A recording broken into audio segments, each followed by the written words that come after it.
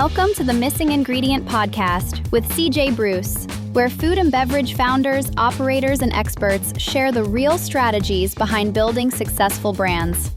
Let's jump into today's show. Hey, I'm CJ Bruce, and welcome to the show. This is the podcast for founders and leaders of high-impact food and beverage brands who are serious about scaling. Each episode, I sit down with the people who power the food and beverage industry, brand operators, agencies, vendors, creators, and retailers, to uncomplicate the strategies that take brands from early traction to serious scale. This episode is sponsored by The Missing Ingredient, a food and beverage marketing agency with over a decade in the industry. We take a different approach, starting with your business goals, looking at the full picture, and building a marketing strategy that actually ties back to growth. From content performance marketing to influencer partnerships and AI-powered workflows, we're an extension of your team, not just another vendor.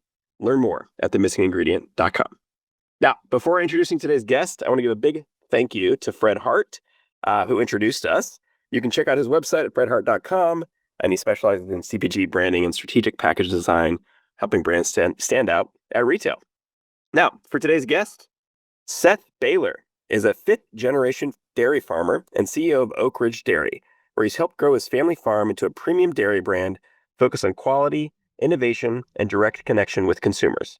He's also the founder of Moozy, a new refrigerated milk brand in aluminum cans, created to bring fresh energy and a modern take to dairy. He's passionate about building from the farm up, challenging what's possible in food, and showing that even a legacy business can still think big and do something disruptive. Welcome to the show, Seth. Thank you. Thanks for having me. Yeah, happy to have you here. So I want to start a little bit on your background and you grew up around the farm. I know in past interviews you've talked about how you didn't really want to run it. You wanted to have your own thing, and you built your own business, construction and fencing, I think, if I researched correctly. And so when you go back and now obviously you're deep in the business, and so I'm curious, what part of that original entrepreneur spirit of I want to build my own thing have you kind of brought into the business today as you've made it your own? I like to tell people that we are a fifth generation startup. So Oakridge is been here for many generations, but what we're doing today feels very entrepreneurial startup. Lots of opportunities, a lot of creativity. So definitely have that mindset and brought that into the business. That's great. And so I'm curious how, can you talk a little bit about that? Like you said, fifth generation. So how have you brought that entrepreneurial spirit or energy into the business? I think, so our vision is being the farm of the future. So I think everything that we do in our business is really looking at the future from, embracing technology to, setting up a sustainability with the technology and the methods that we use, and also like, incorporating, new AI features and all sorts of stuff. So we're bringing in all sorts of different thinking into the business, which that's you have to be a farm. We are located in a unique location in Connecticut. Connecticut, where we are located, was once called the milkiest mile in America, the town that we are living in, which, in the early 30s, 40s, everybody was a farmer. 80-90% of the community was farming. Over the years, those farms, centralized or moved to the Midwest where there's more land base and less people. And we've continued to stay in business and focus on farming and producing good quality products, which gets us to today where we have a large supply of milk in a very densely populated area. So we have a very unique situation is we produce around 27,000 gallons of milk every day on our farm. And we have 30 million people within 100 miles of us. We've always traditionally been in a commodity business. So our price is set on supply and demand on world markets. And, in Connecticut, it's really hard to be a commodity producer because it's all about, making it very, very efficiently and lower cost. And we really can't do that. So we're taking the approach is if we want to be here long term and we want to be a sustainable business, we have to build a brand around that, good quality product and get in direct to the consumer. So that's really what drives us every day. The Yeah. unique part is we have a large volume of milk in this area. Nice. Yeah. And then maybe it'd be helpful to take a step back and give everybody the lay of the land, because you have, like you said, the Oakridge, that obviously we mentioned Moozy, and then there's the modern Milkman, right, for delivery. Can you just talk about, what are those kind of component parts, and we'll dig into the pieces throughout the episode, but if you give a high level overview, it'd be great. Yeah, so Oakridge Dairy is a fifth generation farm. My great grandfather started that farm, so primarily focused on dairy. About 13 years ago, I came into the business, and we had a lot of we had multiple locations, and we brought it all to one centralized location and built the state-of-the-art dairy farm, where we are milking around 2,500 cows every day on a rotary parlor, which means a carousel parlor where the cows are getting milked as they go around a 72 cow carousel. We have brought in technology such as a methane digester, where we take all the manure and turn it into renewable natural gas that is powering homes. We have Fitbits on the cows. We have robots in the barn. So we've really brought in a lot of technology and are a very efficient farm that really focuses on really three pillars. The people that work within the facility or people on our team, the cows are super important, and the environment is super important. So really just working on how do we build a better future for the people, the cows, and the environment. And that's the farm bit. And in 2017, 2018, we built this facility, but our vision was always how do we be sustainable in Connecticut? And really that's building that brand piece that I talked about. So we played around with a few different thoughts of how do we just break into this building a brand, as we have one customer, and that is paid twice a month, and all of our milk goes to that one customer in tankers.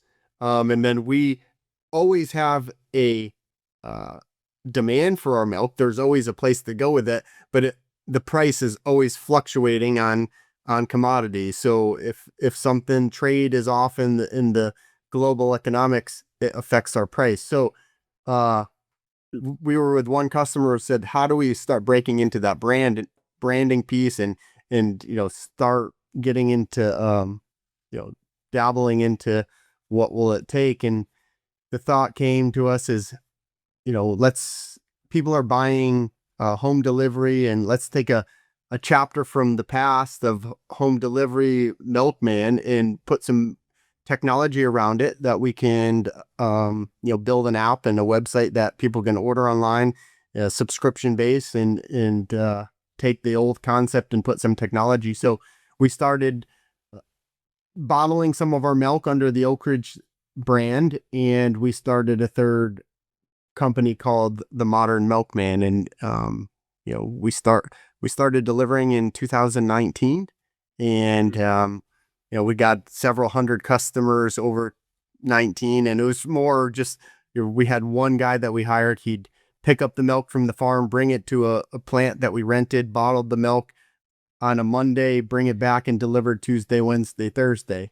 Then COVID hit, and that was like a springboard for our business. People were looking for food. They didn't want to leave the house, and we went from a couple hundred customers to several thousand customers in a 6-week span, and hired whoever we could and rented any truck we possibly could. And really that was a huge boost in our business, because people were looking for good, healthy food. And we had the technology in about a year to work out any kinks. So we were ready when that hit, and we were able to really scale the business. Once things started opening back up, we were able to hold on to a lot of those customers. We were focused on high quality premium products. We partnered with some other farms in the area to bring fresh local products to the doorstep.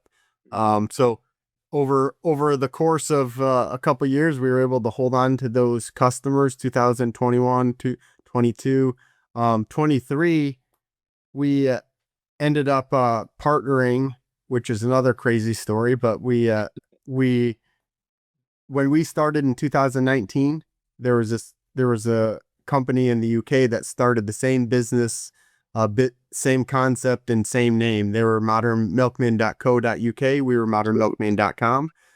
Ended up in 2023 starting to chat just because we had the same name, and ended up they've really scaled to well over 100,000 customers, 500 trucks on the road, and they've really proven out the marketing and the last mile of the delivery and scaling that. We're really good at making milk and high quality milk. So we've ended up merging in end of 2023, where Modern Milkman team from the UK came over and are running the operations of the last mile of delivery, of handling marketing and sales, and we supply them with the milk. So it's helped. We've grown that business 4x in the past 2 years, and it's growing quite well. And we're opening up other locations in. We have another distribution center in Danbury. We opened up one up in North Attleboro, but that was a way that we built our business up. Really are focused on what we're good at. Sold that portion off. But still are the number one vendor for Modern Milkman, but we don't operate it anymore. So gave us a good network of understanding on building a food business, building a brand, and then being able to sell it and exit, but also still have a piece of the pie as well. Yeah, that's cool. I mean, yeah, it's a really interesting perspective, and I love it. They say that, right? Great ideas happen in two places at least at once, right? It's like the exact same name and business is really interesting. The CEO of the Modern Milkman in the UK and I are like really good friends, and we think a lot alike. And it's just like, you guys, it seems like we've been best friends like for a long time. So That's great. So let's talk a little bit about Moozy, milk in a can, right? Targeted towards Gen Z. And so how did that kind of come out of all of it? yeah, And where's that so today? we built the bottling plant about 3 years ago. We built our own plant, so we were always renting a bottling facility where we'd bottle our milk. And that was one of our weakest links to grow the Modern Milkman.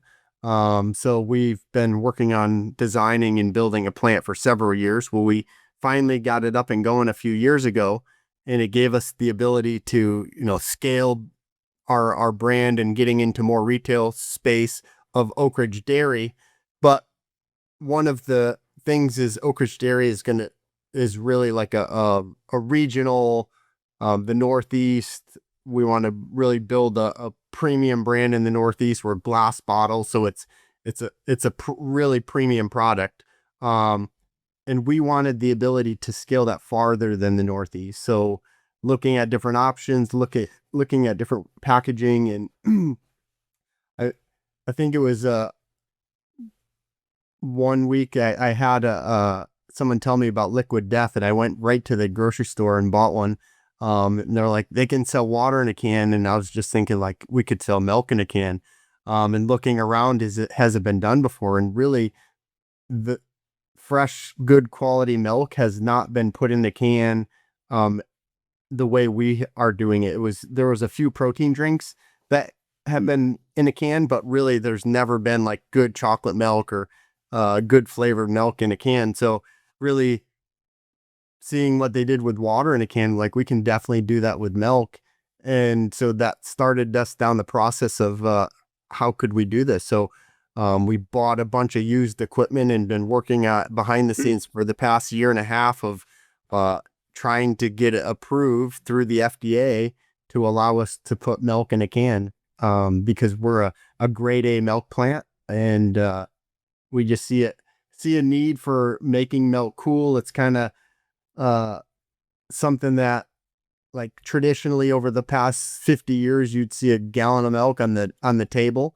If a family sitting around the table eating spaghetti with a gallon of milk on the table, that is not the case in modern day. And really, how do we bring good taste and quality milk to all generations, but really focus on the younger generation, because it seems like there's been a gap in people drinking milk, but it's very nutritious. It has a lot of protein, and we really focus on flavor. And I think that's where we're coming at it. Is we launched this Moozy. We've been working behind the scenes for several months, or so, almost a year and a half. We came up with the thought of like, hey, let's put milk in a can. We submitted a grant to put some equipment in, and we actually won that grant. And then it was like, hey, as we dug into it, like, hey, there's a lot of opportunity here. So we ended up saying, let's work with a good CPG branding agency. And we reached out to a few, and we started working with Freshmade. I'm not sure if you ever met any of them before, but we started working with Freshmade, which they only do food branding and packaging, and went down the road, and we came to them with the idea of how do we make milk cool again. Is really like, we want to put milk in a can, and we want to make milk cool for the younger generation. So we went through a lot of research, working closely with DMI, which is Dairy Marketing, which is a checkoff for all dairy farmers pay into, and they gave us a bunch of information and research, and ended up going through several different concepts and studies, and landed on the name Moozy, and really focused on that younger generation. That's really cool, really interesting. And so now, now it's out in the world, and how has the reception been, and like, bring it to life? I mean, I saw some of the stuff you were, you yourself on social, getting out there, and that's a fun post. Yeah. So how has the go to market piece been? It's been going good. So we made our first batch beginning of February, or sorry, it was the end of February. We worked through this project with the DMI, and got some information from them. In the fall of 25, they reached out to us and said, hey, would you want to join us in our booth at Expo West? We want to showcase your brand in our DMI booth with 3 other different brands that we work with. So it was our deadline to get all the equipment installed and approved with FDA, as well as getting all the marketing and the branding complete. So our deadline was the end of February to get everything done. And I think we made the milk on a Thursday or on a Wednesday, and it was put in a truck that day and headed to California. And really, Expo West for 2026 was our official launch. So Cool. it was the first batch we ever made in a can was sent to Expo West, and we got to launch it there. And that was really, really cool to see, buyers and distributors, and the feedback that we got is, this is really good taste thing. We love the branding. We love the concept. And it gave us a big shot in the arm. Like, hey, we're getting the attention of buyers and distributors. And we have about 100 locations that we deliver our glass bottle milk into, as well as the home delivery. So we have a pretty good Oakridge presence in Connecticut. So when we got back from Expo West, we had to finalize some things to get final approvals. Our first batch was only sample batch. It wasn't even approved with FDA. So we got back from Expo West. We did some final approvals, and we made our first batch of saleable milk beginning of April. And so we're really new at this, and we're a month and a half in, and we're in about 150 stores so far over the first 6 weeks. And so far so good. It's a new it's a refrigerated product. We're still working on shelf life of like trying to see how far we can get shelf life and all that. So there's a lot of logistics to work out. But so far, people getting it in people's hands, it's been great. We have a pretty aggressive. We're pretty aggressive on doing sampling and getting in stores and doing as much as we can in store to get it in people's hands. We have a farm store right on the farm, and like we're selling about 1,000 cans a week through our it's a 12 by 20 shed, and people are coming here nonstop buying it. So we see a ton of opportunity. It's just getting it in the hands, getting it on shelves, and then starting to do the marketing to really try to push it farther. We have a few distributors that we're working with coming on in June. So it's been good. Right. That's awesome. And right now, is it primarily regional distribution in the Northeast? It is regional and really in Connecticut, a little bit into Massachusetts. We did send our first batch to a distributor in New York, who's going to be getting it into New York, New Jersey, as well as talking with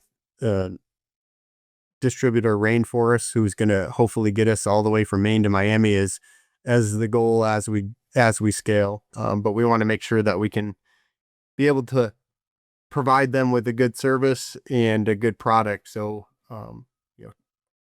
take slow steps, but scale it as quick as possible. Oh, yeah, you're improving the engines on the plane while you're flying it. Yeah, exactly. It sounds like a bit of that Yep. situation. Yeah, that's awesome. Curious to shift to like you're running these businesses, two businesses, and so how are you like allocating your time and also capital, and like what's going into Oakridge versus Moozy, and how do you think about that and manage that? Yeah. So thankfully we have an amazing team. And so I get to focus on projects like this. So from a time allocation, I'm the visionary of the company, and we have guys on the operations side, that are really, really good and keep the operations going really well. I've realized in my career that I am not an operations person. I understand it. I'm a big picture thinker, so I understand it and can comprehend it. Know what it takes because I've operated in ran operations, but I'm better at the future and thinking through and big relationships and all that. So thankfully we have a great team, and I get to spend my time on the growing and building in the vision in the future. So been able to put a lot of energy into this project, Moozy, and I would say it probably split depending on the weeks, but it's probably 50% on the Moozy side and 50% on Oakridge. Some weeks are more or less than the others. Either way, but been able to try to split my time. Yeah, that.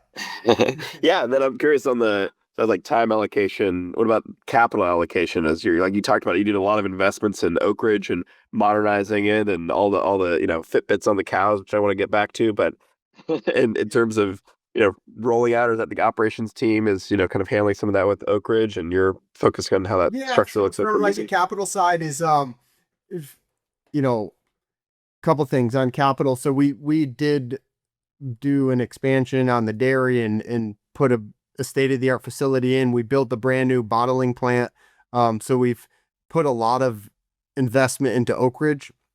Moozy is a sub-brand of Oakridge, so it's still owned 100%. It's just we felt, one of the considerations is, hey, let's just take a can and put a Oakridge logo on it and test it. But thinking through that, it's like, we have the opportunity right now. Let's launch it and put the money and resources into it to, do the research and brand, make it really a nice brand, where we think can go, and spend the capital behind branding it. So we have made a good investment into this Moozy brand, and we continue to put a lot of marketing into it moving forward. We see this is almost, I don't know what you call it, like a secret horse to get into a store. Is this is innovation. Buyers are looking for innovation. So they see us doing Moozy, if we can get this into the store and then also, backfill it with some of our glass bottle products as well. So, as we've gone through the past couple months and get the excitement of the buyers and all that, we really want to make a splash this year in this. So, we're doing the Fancy Food Show in New York City. We're going to IDDBA in Orlando in a couple weeks, and really want to put a lot of energy in capital into this first year of really trying to make a splash and getting on the shelves and getting consumers to know what we're doing and tell that story that we're doing. So we have significant investment in CapEx into the all projects, but from a marketing side, this year, this is the most marketing dollars we're putting towards this new brand than we have ever. So nice. Yeah, it's exciting, and it makes sense too in the Trojan horse and getting a foothold into the in the retail environment, and then curious to think about the local going to national and like the messaging there, and how you think about, obviously Oakridge sounds like very deep, right? Local, obviously, and you said most of it is in the market. And so as Moozy's going, ultimately national brand, right? Going down to Florida and across the country. How do you think about, communicating that heritage story and the kind of the depth there and the quality of the milk? And curious how you thought about that messaging. I think that's a really good question, because when we started engaging with the marketing agency, my thought was, hey, we want to put milk in a can, and we want to be a disruptor. So we don't want to be the traditional, cow's head on a can and that's what, or cow's head on a bottle of milk and say we're XYD dairy company. We want to totally change the thought of how people think of dairy, and it's not just cows. It's about like building a really cool brand. It's about the customers or consumers that are drinking this and just want to, make that like be the story of cool branding. So that said, we work with a senior class at the business school of UConn Business School in the marketing department. So we work with them over the semester of, hey, here's our product that we're going to be launching. We're focusing on Gen Z. How do we market to people like you? So over the course of the last couple months, they just graduated this spring. So over the course of the few months semester, they did a lot of research on Gen Z and how to market it. And that farm story really, really resonated with the students. So, telling the story, telling the heritage, it didn't quite meet, like the local bit wasn't as important as like the transparent part of the story, the like where their food comes from, and being really transparent and that was probably top of mind. Is like, you need to be on TikTok, you need to be on Instagram, you need to be telling how great tasting it is. So really we're focused on flavor, and then also telling the story about the farm. So going into it was like, I want to be totally different. The packaging is totally different, but we need to make sure that we're really telling the story about the farm and where the product is and the transparency of everything. So Yeah, it's interesting. It's cool. I mean, it makes sense. We like definitely with the Gen Z, just values and shopping behavior and how they're thinking about things, and you've got that baked in. So it's cool to hear that came out in the research you did. Also, that's a really smart idea. I feel like going to UConn and like, hey, we're trying to sell to you. It's been pretty cool because you get a lot of ideas, and it's like these are the young kids or young adults that are going to be we're trying to market toward. So let's get your feedback, and you get a lot of free opinions. And it was fun for the students as well as they got to work on a real live project all semester long, and they really enjoyed it too. And we're working with them again this fall. They're actually doing a testing lab where they are setting up an agency within the school to, do some projects, and we're going to hire them they're actually testing it this year for free, and they're going to work on some special projects for us within this brand. So yeah, it's cool. Wow, that is really cool. You have to be Awesome. scrappy, I guess. That's the Yeah, I moral think of the it's story. totally being scrappy and having it. Well, I think it's a nice example of it's being scrappy and one of the best approaches, I feel like, because you're getting the actual people who, again, you're talking to your target market to help you come up with the marketing. And they're obviously bought in, they're excited. And like you said, they get the benefit of being able to work on a real brand and then see how it comes to life on the other side. So it's really interesting. And Uh, now we have several students this summer doing demos for us and like going to events and stuff like that. So it's been great to get connections through that as well. Feel yeah, that is tapped into that younger crowd. That's great. Yeah. And then I mean, I could imagine a feedback loop there of, well, now they're out there on the front lines and then they're talking to people and like, be able to relate to the people who are, again, like them and they already know the brand really well. That's really great. I do want to circle back to some of the technology pieces on the farm you talked about. So I mean, yeah, the Fitbits on the cows, one that just stuck out.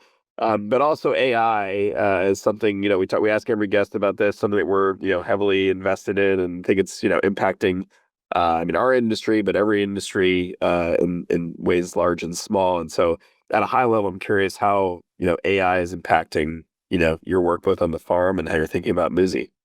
Yeah.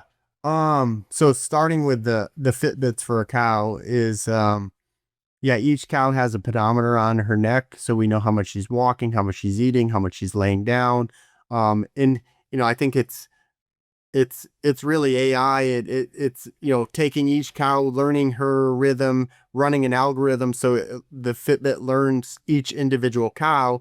So it's a tool to help us manage, so we can know if there's a less activity, like certain activity is steady, and then all of a sudden there's a less activity.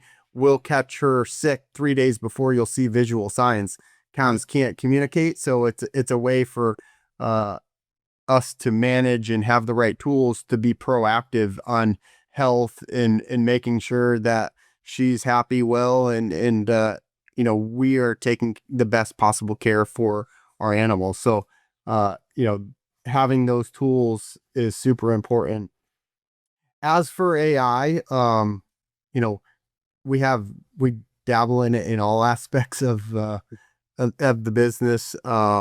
Really, I think from the dairy side, we are working on platforms. So we have a lot of different platforms within the dairy business of like from our nutrition software to our parlor software to our cow software to the Fitbits to the milk weights that we get from our suppliers to the I think there's 10 different softwares, and we're a beta farm for an AI company that takes all that information, brings it to one platform, and then has a dashboard that shows all that all that information so we can make better decisions quicker.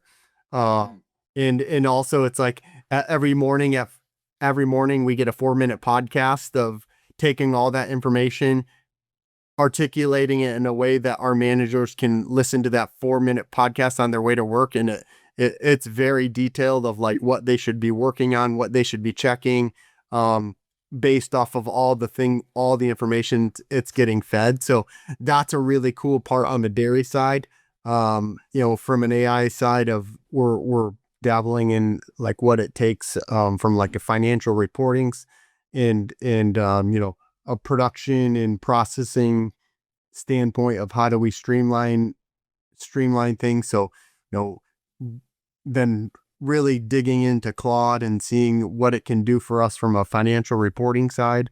One of our controllers, we have a third party controller, CFO.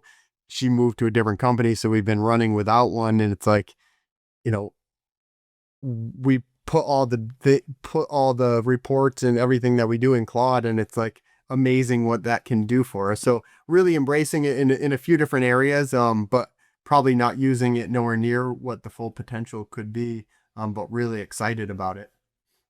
That's really cool. Yeah. I mean, I don't know anybody knows the full potential. I think like doing what you're doing is the way to go, right? Like apply it to real things that are solving real problems for your business and see what it can do. And how, I mean, my assumption is that the broader industry is not doing this type of thing. Like, where do you sit in terms of like other I think the average dairies? age of a dairy farmer is like 60 years old. So I think we're in some groups with some very progressive farms that are embracing this, and but there's a huge population of dairy that probably isn't. So it's More on yeah. the progressive side, yeah. Yeah, we're on the progressive side, but I think I I'm not saying there's a lot of different ways to do what we're doing, so it's not like our way is the only way. So Totally. Yeah.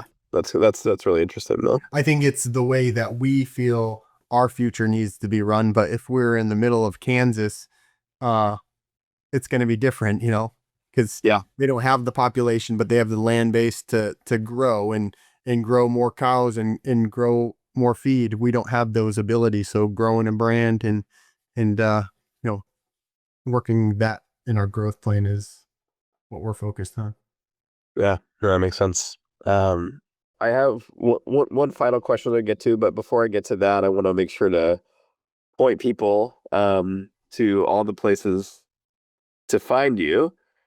So I know we've got oakridgedairy.com, moozymilk.com, so MOOZY milk.com.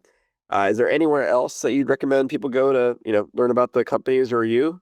No, that's Yeah. we're on the socials, Instagram, TikTok, Facebook, LinkedIn, doing some Or work with Moozy Milk. Mock. So Awesome. Cool. All right. So before we leave, I wanted to ask you, if there's anybody in your world, could be partner, mentor, somebody behind the scenes that deserves a shout out, like anybody who's kind of helped you through your life and your career, as you've been, thinking about working, growing the business. yeah, there's so many people that have helped me where I've gotten to today. Really, like, I couldn't have done it, or it's not all me. It's really like the people that I've been able to surround myself. Like, I've had some great mentors.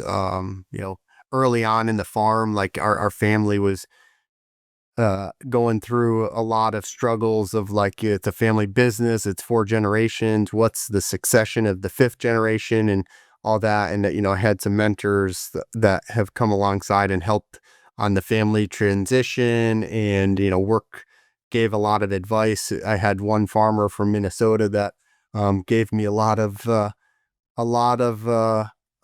insights, and then work with a banker that, he passed away, but he's a huge influence. And then over the branding side of, working with DMI, Paul Zimick over at DMI has been super helpful in, like, brainstorming and innovation in the dairy space. And then on our own team, like our operations team, like getting to this project over the finish line, working with FDA, you know, learning that whole process. We have a lady in our office, Bree, who's been instrumental in trying to get, all the approvals and all that. So many people have been helpful, and the list would be quite long.